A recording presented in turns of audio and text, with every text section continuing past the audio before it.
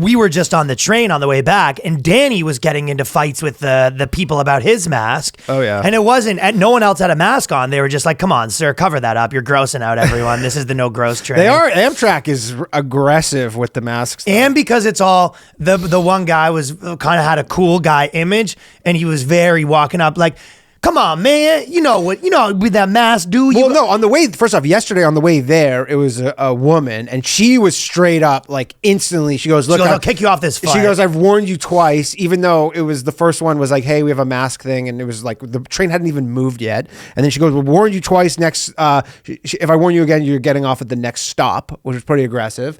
And then the guy today, though, he's essentially the same thing, and I was drinking a coffee and, like, eating a bagel, and then he went and sat down.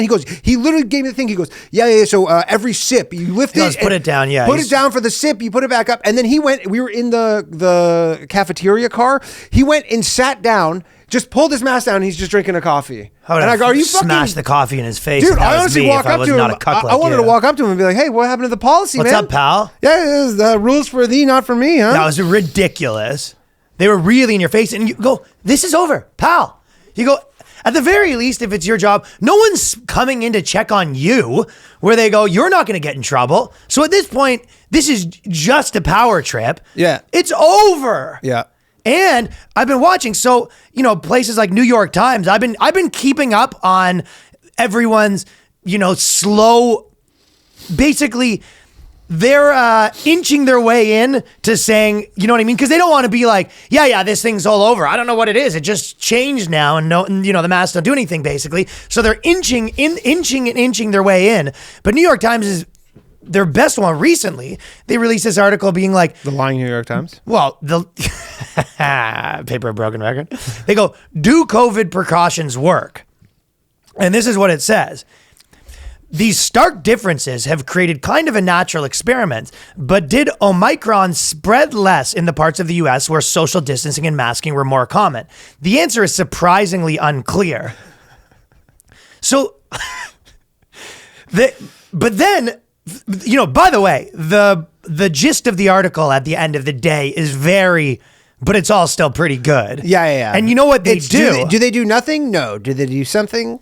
Maybe, and that's good enough for us. Yeah, if all of this saved one life, if kicking people off of YouTube and Instagram saved one life, then it's worth it. And that's kind of, but the little sneaky thing that they do that I've noticed is they go, first of all, they go, for example, restaurants in New York have been shut down, and foot traffic is still not back, and the economic damage is way worse, but there is some chance that it does something if you look at the numbers this way. They flip the graph around. Yeah, flip it upside down. If you look at it like this. If you do it upside down. But their point is, what they do is they include the vaccine into their mandates thing, right? They do it all as one big ball. And they go, we're not sure if the mandates and the lockdowns really did anything. And the masks is unclear. But they put the big graph together with the vaccines, which I think... that one is more conclusive. Yeah, if you're 70 years old, you're probably less likely to die if you took the vaccine or whatever, right? So then they put that all in, and they try to say, well, if you look at it all together, the regulations as a whole kind of made a bit of a dent. Yeah. But they're including vaccines. The most annoying thing with the mask stuff too is the forcing people to wear cloth masks, even though it's very clear that those do nothing.